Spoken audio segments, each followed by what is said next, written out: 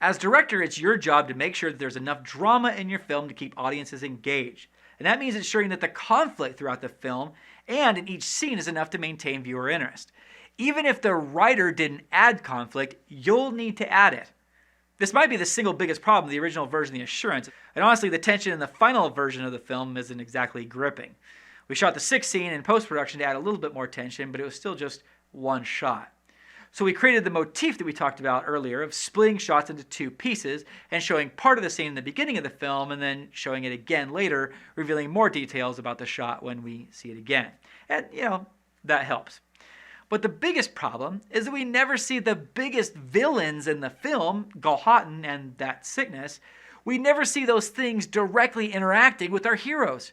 Cordelia mentions them in the voiceover, but that's all we get. Again, it's better than it was in the original, but it's still not ideal. While I made some mistakes with the tension in The Assurance, I think I did handle tension well in another film I made.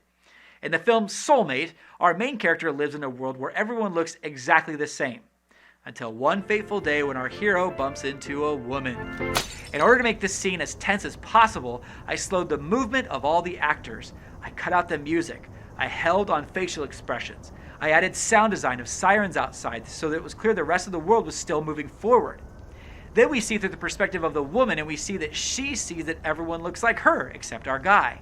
So what's going to happen? All this dead time and awkward waiting builds tension.